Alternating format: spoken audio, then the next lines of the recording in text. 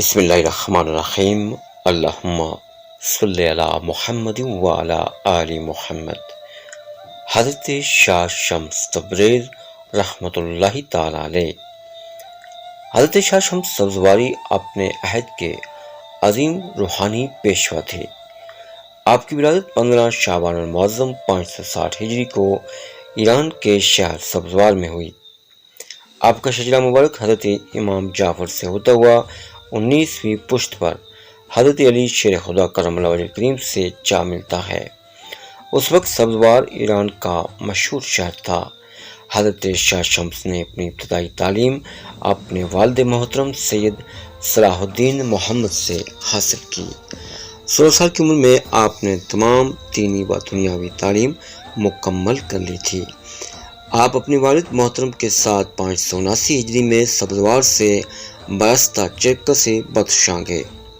وہاں آپ کی تعلیمات سے ہزاروں لوگ حلقہ اسلام میں داخل ہوئے۔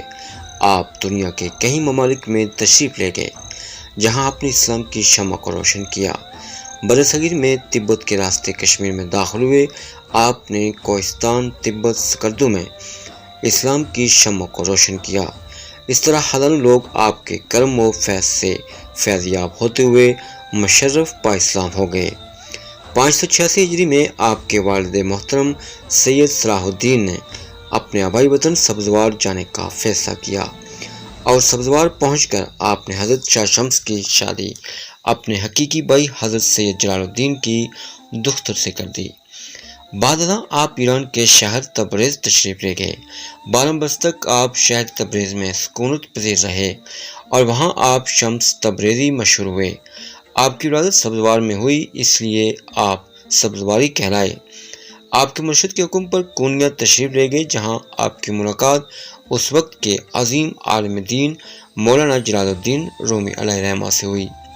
پہلی ملاقات میں ایک مشہور و معروف کرامت معرض وجود میں آئی کہ مولانا جلال الدین رومی اپنے درس میں طالب علموں کو تعلیم دے رہے تھے کہ حضرت شاہ شمس سبزواری تبریزی دوران درس تشریف لے گئے جو کہ نہایت سادہ لباس میں تھے اور مولانا رومی کے قریب بیٹھ کے مولانا رومی کے قریب چند کتابیں پڑھی تھیں۔ حضرت شاہ شمس نے مولانا رومی کی طرف مخاطب ہو کر کتابوں کی طرف اشارہ کیا اور پوچھا یہ کیا ہے؟ جواب ملا اسے علم کہتے ہیں جو کہ آپ نہیں جانتے، آپ کو اس سے کیا نسبت؟ حضرت شاہ شمس نے مولانا رومی کا یہ فقرہ سنا تو جلال میں آئے اور وہ تمام کتابیں اٹھا کر پانی کے بڑے حوض میں ڈال دی۔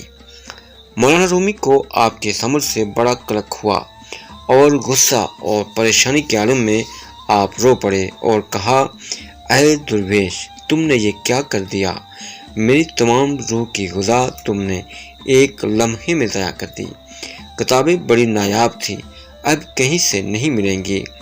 حضرت شاہ شمس نے جب مولانا رومی کی آنکھوں میں آنسو دیکھے تو فرمایا، تمہاری روح کی غذا اگر تمہیں مل جائے تو؟ مولانا رومی نے کہا، کیسے ممکن ہے؟ آپ نے دوبارہ پانی سے بڑے حوض کے نزدیک گئے، سب سے پہلے پانی میں سے وہ کتاب نکالی جس کا مولانا رومی کو زیادہ صدمہ تھا۔ جب حضرت شاہ شمس نے کتاب کو مولانا رومی کے ہاتھوں میں دیا تو کتاب کو پانی کے قطرے نے بھی نہ چھوا تھا۔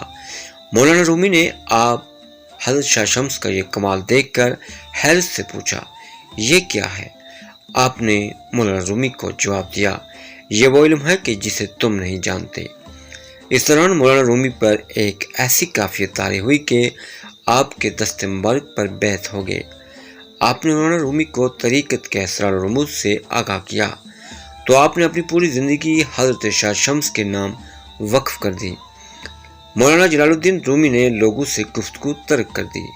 ان معاملات کا نتیجہ یہ ہوا کہ لوگوں میں حضرت شاہ شمس کے خلاف چیم گوئی ہونے لگی اور لوگ آپ کو دیوانہ کہنے لگے، یہاں تک کہ مولانا رومی کے خاص شاگرد بھی حضرت شاہ شمس سے برہم ہونے لگے۔ آپ کا خیال تھا کہ مولانا رومی کی عدم توجیہ کا باعث حضرت شاہ شمس ہیں، اگر وہ یہاں سے چلے جائیں تو پھر مولانا رومی کی صحبتوں سے مستفید ہو سکتے ہیں۔ حضرت شاہ شمس کو لوگوں کی برہمی کا حال معلوم ہوا تو ایک دن چپکے سے دمشق چلے گئے۔ مولانا رومی نے شاگردوں اور دوسرے لوگوں سے یکسر قطع تعلق کر لیا۔ گوشۂ تنہائی دن و رات مرشد کی یاد میں تڑپتے رہتے۔ اس زمانے میں مولانا رومی نے حضرت شاہ شمس کی یاد میں ایسے پردرد اشعار کہے جنہیں سن کر پتھر دل بھی رو پڑے۔ مولوی ہرگز نشد مولائے روم تا غلام شمس تبریزی نشد۔ ملتان میں جہاں آپ کا مزار اقدس ہے، سینکڑوں برس یہ جگہ دریا کا کنارہ تھی۔